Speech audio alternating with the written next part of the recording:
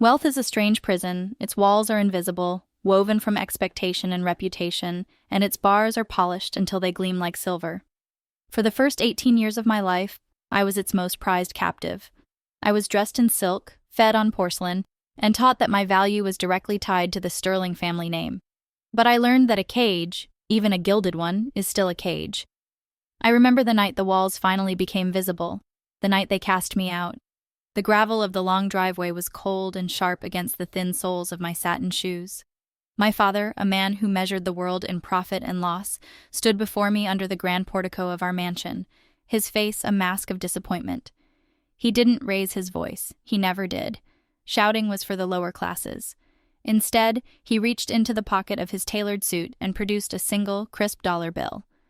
"This is the last of the sterling money you will ever touch," he said, his voice as cold and hard as the marble columns behind him.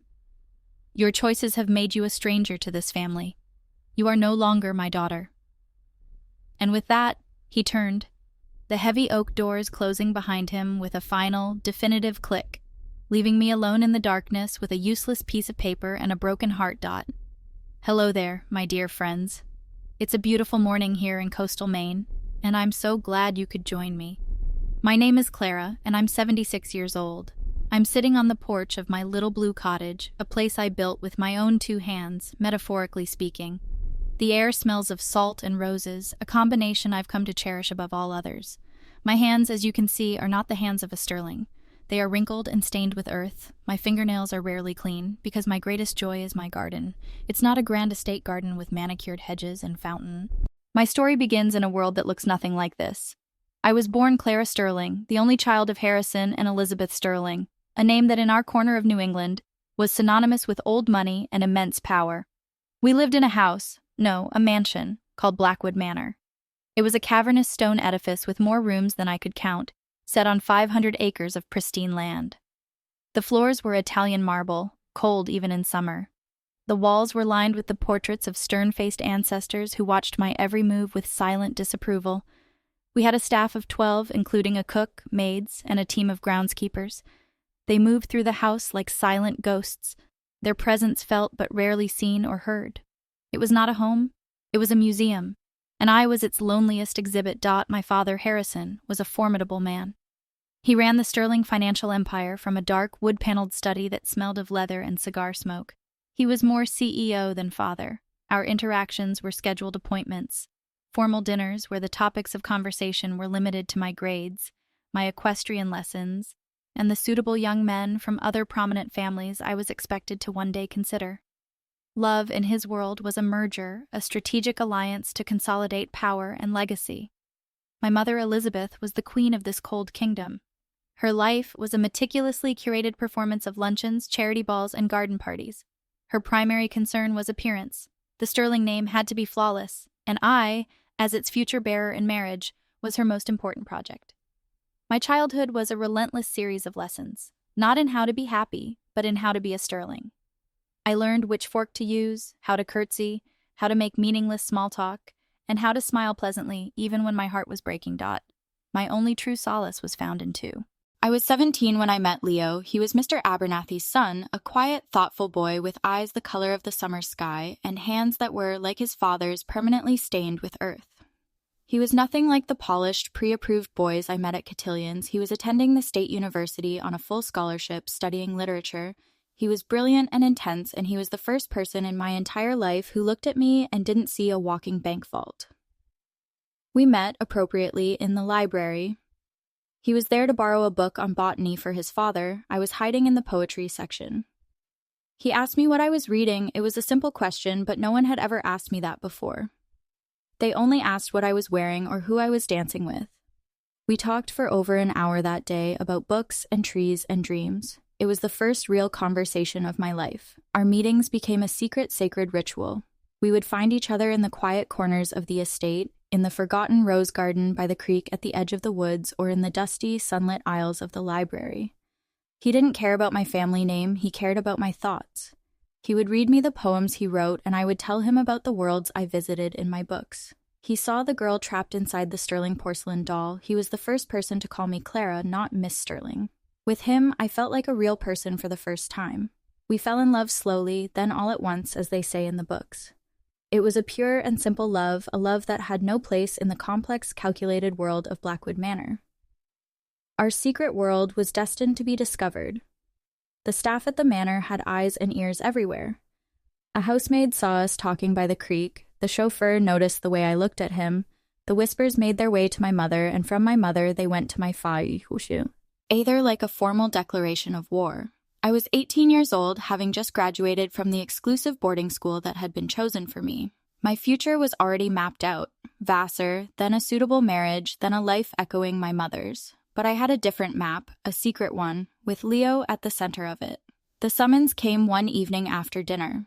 "Your father wishes to see you in his study," my mother said, her voice thin and brittle, her face betraying nothing. The walk down the long, carpeted hallway to his study felt like the walk to a gallows. The air was thick with a dreadful silence. I could hear my own heart beating, a frantic drum against the impending doom. I knocked on the heavy oak door. "Enter," his voice boomed from within. I opened the door to find him sitting behind his enormous desk, my mother standing rigidly beside him. The room was dark, save for a single lamp that cast long, ominous shadows. This was not a conversation, it was a tribunal. And I was the one on trial for the crime of loving the wrong person. The air in my father's study was always 10 degrees colder than the rest of the house. It was a room designed not for comfort, but for power. The walls were lined with dark, imposing bookshelves filled with leather-bound law books that had never been opened. A large globe stood in one corner, a silent testament to the international reach of the Sterling Empire. Behind the massive mahogany desk, a portrait of my grandfather, a man with eyes like chips of flint, stared down with an expression of perpetual judgment. This was the room where deals were made, where fortunes were decided, and where dissent was crushed. My father sat behind the desk, his hands steepled, his face unreadable. My mother stood near the fireplace, twisting a pearl necklace in her hands, her posture a rigid column of disapproval. The silence stretched for a full minute, a deliberate tactic my father used to establish control.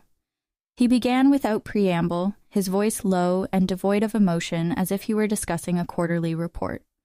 "We have been made aware," he said, the royal we, including my mother and the entire lineage of ancestors on the wall, "of an inappropriate association you have formed with an employee's son." He didn't say Leo's name. To my father, Leo wasn't a person, he was a category, a liability. This is, to put it mildly, a severe disappointment. It shows a catastrophic lapse in judgment and a complete disregard for the reputation of this family. My mother then stepped forward, her voice a carefully modulated tool of emotional warfare. "Clara, darling, we are simply baffled," she began, her tone dripping with manufactured sorrow. "After everything we've provided for you, the best schools, the finest clothes, a future any girl would kill for, how could you throw it all away on a boy from the village? What will people say? The Vanderbilts, the DuPonts, I can't even bear to imagine." "Nee the gossip, you are humiliating us, you are humiliating yourself." For 17 years, I had been trained to nod, to acquiesce, to apologize, but hearing them speak of Leo with such contempt, reducing the one pure and beautiful thing in my life to a social embarrassment, something inside me broke. A lifetime of suppressed words came rushing to the surface. "His name is Leo," I said, my voice shaking but clear. It was the first time I had ever truly contradicted them. My father's eyes narrowed slightly. "And he is not a problem or a disappointment. He is the kindest, most intelligent person I have ever met. He's more of a man than any of the sniveling, entitled boys you parade in front of me at your dinner parties. He talks to me about books and ideas, not about trust funds and polo ponies. He sees me, not the sterling name." "He sees a winning lottery ticket," my father countered, his voice still unnervingly calm. "Do not be naive, Clara. A boy of his station sees a girl of your station and sees only opportunity. He is a predator and you are the prey." "That's not true," I cried, the injustice of it stinging my eyes. "He doesn't want anything from me. He doesn't even like this world. He thinks this house is a mausoleum, and you know what? He's right. It is a cold, empty museum where nothing real is ever allowed to happen."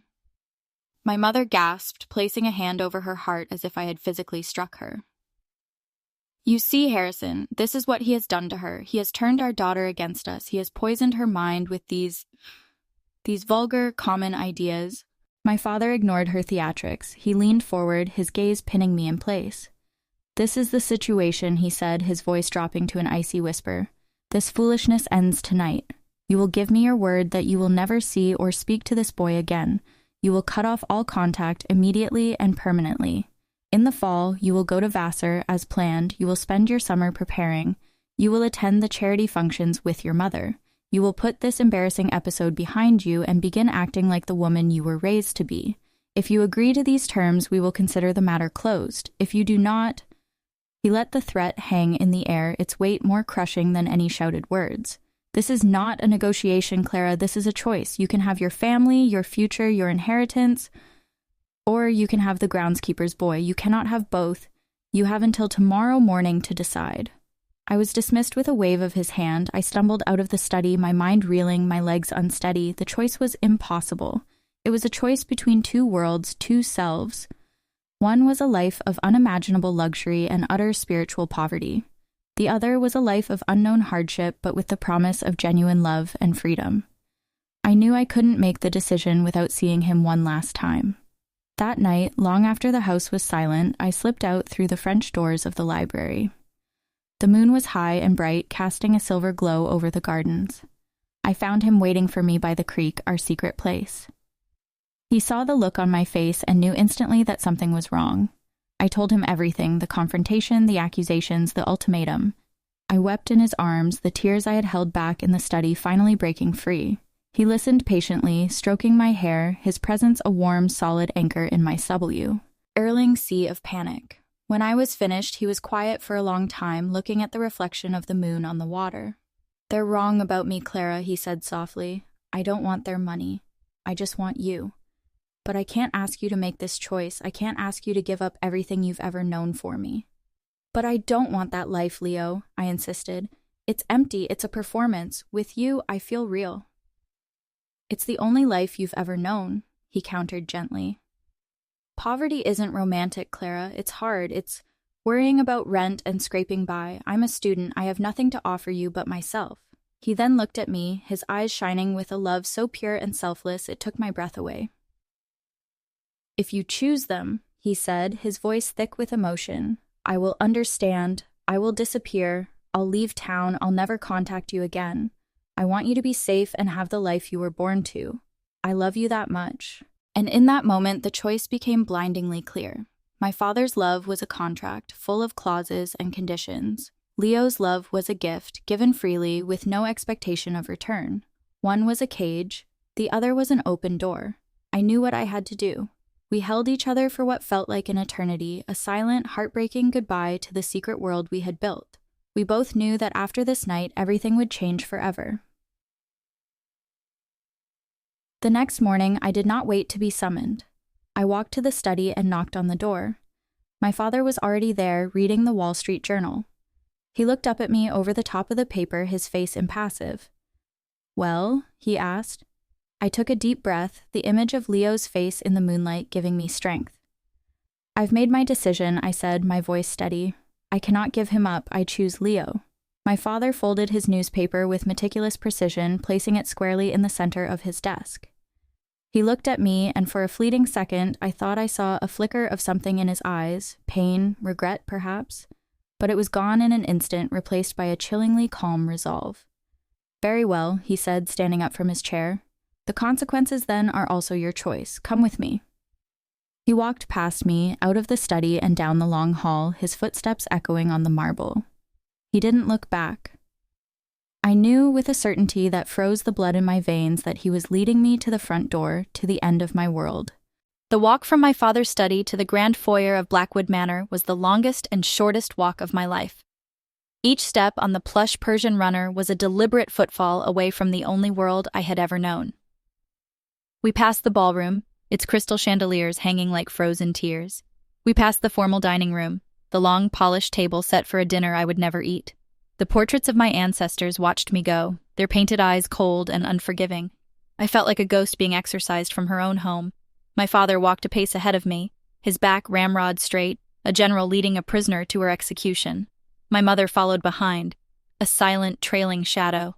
I could hear the faint rustle of her silk gown, but not a single word of protest, not a whisper of maternal defense.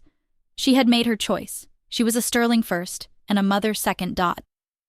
When we reached the vast black and white marble-floored foyer, the entire household staff was lined up on either side, from the butler, Mr. Jennings, down to the youngest scullery maid. They stood in perfect, disciplined silence, their faces carefully blank, but I could feel the weight of their stolen glances. My father had assembled them to be witnesses, to make my humiliation absolute and public. This wasn't just a family matter, it was a formal stripping of rank, a degradation ceremony. He stopped in the center of the foyer, directly under the massive, glittering chandelier. He turned to face me. My mother came to stand beside him, a united front of ice and steel. I made one last, desperate appeal, not with words, but with my eyes. Looking at my mother, I silently begged her to remember the little girl she once read bedtime stories to. For a flicker of a second, I saw her composure crack. Her lip trembled. But then she glanced at my father, and the mask of the society matriarch snapped back into place. She looked away, focusing on a point just over my shoulder. My father then performed the final act. He held out the $1 bill. "So that no one can ever say we left you with nothing," he said, his voice resonating in the cavernous space. "You have made your choice, and in doing so, you have chosen to sever all ties with this family. You are no longer a Sterling. You are never to use our name, set foot on this property, or attempt to contact us in any way ever again. You are, from this moment on, a stranger to us. Do you understand?" I couldn't speak. I could only nod, a single jerky movement. I took the dollar bill. It felt like a piece of ice in my trembling hand. "Good," he said. He then turned to Mr. Jennings. "Open the doors." The butler, a man who had served our family for 40 years and had occasionally slipped me forbidden cookies as a child, looked at me with an expression of profound pity. He moved to the enormous oak doors and pulled them open. The cold night air rushed in, a stark contrast to the stuffy, controlled atmosphere of the manor. Beyond the rectangle of light lay an infinite, terrifying darkness. I stood there for a moment, a girl in a silk party dress and satin shoes, holding a $1 poised on the precipice of oblivion. Then I walked. I walked past the silent staff, past my mother's averted gaze, past my father's stony face. I walked out of the light and into the darkness, and the great doors of Blackwood Manor boomed shut behind me, the sound of the lock clicking into place like the lid of a coffin dot. The shock was so profound it left me numb. I was standing on the gravel driveway, the stones digging into my inadequate shoes. The air was cold, and I shivered, wrapping my arms around myself. I had no coat, no purse, nothing but the clothes on my back and a useless dollar. The long, winding driveway stretched before me, a dark ribbon flanked by the perfectly manicured lawns I was no longer.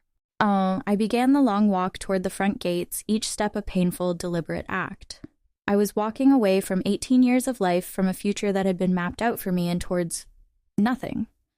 When I finally reached the massive wrought iron gates at the end of the drive, I had to slip through the pedestrian entrance, a small unlocked side gate I'd never used before.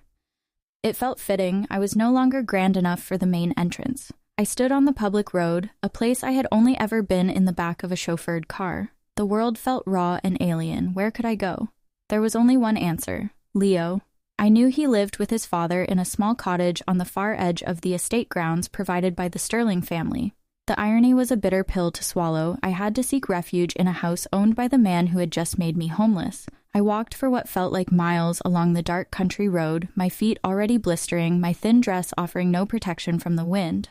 Finally, I saw the warm, yellow light of the groundskeeper's cottage. I stumbled up the small path and knocked on the door, my knuckles raw. It was his father, Mr. Abernathy, who opened it. His kind, weathered face fell when he saw me, shivering and disheveled on his doorstep. "Miss Sterling," he gasped, his eyes wide with shock and a dawning horror. "My dear child, what has happened?"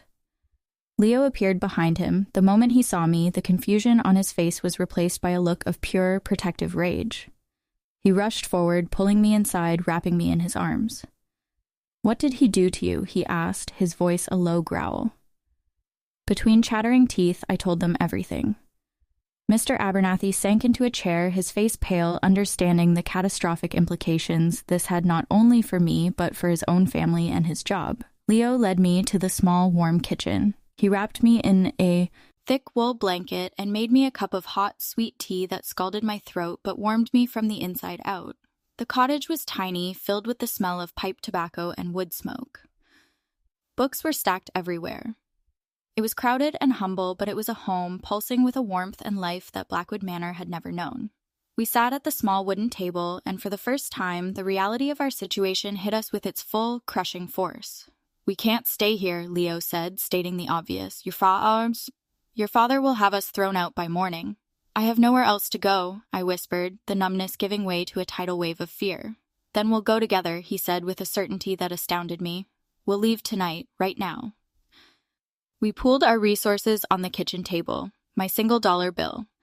Leo's life savings, which amounted to just under $200 earned from scholarships and summer jobs. It was everything we had in the world. We looked at a map of the United States that was tacked to the wall. We needed to go somewhere far, somewhere cheap, a place where no one would know the name Sterling and where a strong young man could find work. Leo's finger landed on Pittsburgh. "They make steel there," he said. "I'm strong. I can work in a mill. We can start there."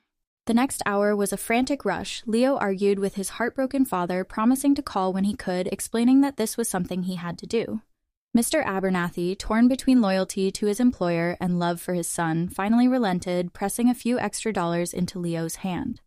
We packed a single worn leather satchel between us, a change of clothes for him, a borrowed sweater and a pair of sturdy shoes for me from his late mother's closet, a book of poetry, and our pathetic little wad of cash.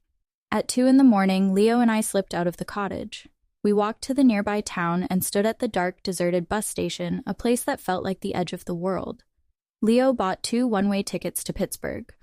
We sat on the cold, hard bench, holding hands, the tickets feeling like the most important documents on earth. I was no longer Clara Sterling, the heiress. I was just Clara, a girl with a boy, a single bag, and a ticket to a city of smoke and steel. We had nothing but each other, and as the distant headlights of the Greyhound bus appeared, I didn't know if that was nearly enough. The bus ride to Pittsburgh was a descent into another world. We rattled through the night, leaving the rolling hills and manicured estates of New England behind, and woke to a sky the color of slate, thick with the smoke from the steel mills that lined the horizon like a row of angry metallic gods. The city was a symphony of noise, the rumble of trains, the clang of industry, the cacophony of 1,000 different lives being lived in close quarters. It was overwhelming, terrifying, and in its own gritty, unapologetic way, magnificent. The pristine silence of Blackwood Manor felt like a distant, half-forgotten dream. Here, life was loud and raw and unavoidable. We found a room in a boarding house in a neighborhood where the air was thick with the smell of coal smoke and cabbage. It was a single cramped room with a sagging mattress, a cracked window that overlooked a brick alleyway, and a shared bathroom down the hall. To me, it felt like the most glorious palace on earth because for the first time in my life, I could lock a door and know that the person on the other side of it was the one I had chosen. Our new life was forged in fire and exhaustion. Leo, with his strong back and fierce determination, got a job as a laborer at the Jones and Laughlin steel mill. He would leave before dawn and return long after dark, his handsome face smudged with soot, his body aching, his spirit weary but unbroken. He never once complained. He would hand me his meager pay packet at the end of each week, his pride shining through the exhaustion in his eyes. I, with no skills other than pouring tea and speaking French, found work as a waitress at a 24-hour diner. I learned to balance heavy trays, to remember a dozen orders at once, and to smile at weary truck drivers and tired factory workers. My hands, once soft and useless, became chapped and strong. I learned the true meaning of tired, a bone-deep weariness that had nothing to do with the performative languor of my mother. And yet, at the end of each long day, when Leo and I would sit in our tiny room sharing a simple meal of bread and soup, we were happy. We had traded a world of immense wealth for a life of profound poverty, but in the process, we had gained everything that truly mattered: freedom, partnership, and a love that was being tempered into something as strong and resilient as the steel being forged in the mills around us. But a part of me was wilting. I missed the earth, I missed the smell of damp soil and the feel of a living, growing thing in my hands. One day, while exploring our neighborhood, I found a forgotten derelict lot behind a row of tenement buildings. It was a wasteland of weeds, broken glass, and discarded junk. But in one corner, a single stubborn rose bush was defiantly pushing out a few pale pink blossoms. It was a sign. This, I decided, would be my new garden. I spent my one day off each week clearing that small patch of land.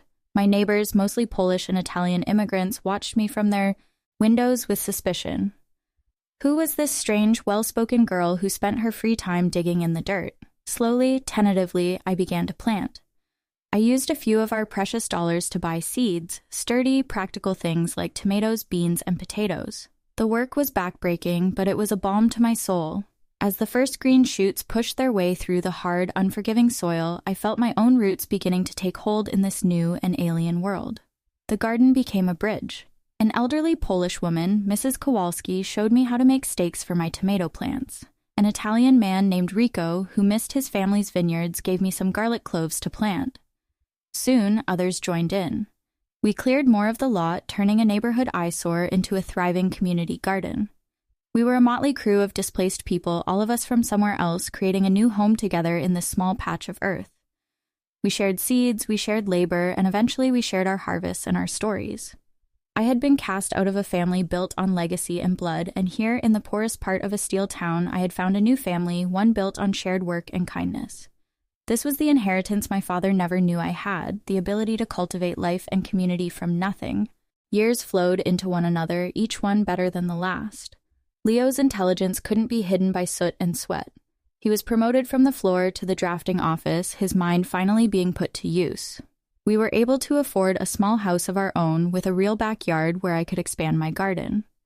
We married at the local courthouse with Mrs. Kowalski and Rico as our witnesses and celebrated with a potluck dinner in the community garden. We had 2 children, a son named Samuel and a daughter named Rose. They grew up with dirt under their fingernails and the understanding that the best food came from their own backyard. Our home was never silent. It was filled with the sounds of their laughter, the music Leo loved, and the happy chatter of neighbors dropping by to trade vegetables. I never spoke to my parents again. I followed the news of the Sterling Empire from a distance, reading about mergers and acquisitions in the business section of the newspapers at the library. I read of my father's death from a heart attack at the age of 65. A few years later, I found my mother's obituary online. She had passed away at 70. There was no mention of a disowned daughter, only a list of her charitable contributions. I felt a pang of sadness, not for the parents I'd lost, but for the parents they could have been. But I felt no regret. They had chosen their gilded cage, and I had chosen life. My children knew that I came from a wealthy family who had disowned me for loving their father. They saw it as a romantic, tragic story. They never knew the chilling coldness of it, the story of the single dollar, the finality of that closing door. I protected them from that particular poison. My past was a story of survival, but their future would be a story of simple, uncomplicated joy. And so, my dear friends, here I am, a 76-year-old woman in a little bullet suit. U Cottage in Maine, where Leo and I retired to be near the sea. He passed away 2 years ago, and I miss him every day, but he is with me in every flower I plant and every wave I watch. My life has been a long and winding journey. I learned that true wealth has nothing to do with stock portfolios or marble floors. It's the richness of the soil, the warmth of a neighbor's smile, the taste of a homegrown tomato, and the love of a family you build yourself. If my story has found a small patch of fertile ground in your heart, I would be so honored if you would subscribe to this channel, give this video a like, and share it with someone who might be trying to find their own way in a world that has been unkind. Sometimes, hearing that someone else survived is all the encouragement we need. In the comments below, please leave the word garden to let me know that you understand that the most beautiful things can grow from the hardest ground. Remember, it doesn't matter where you came from. What matters is the life you choose to cultivate with your own 2 hands. Thank you for letting me share my story with you.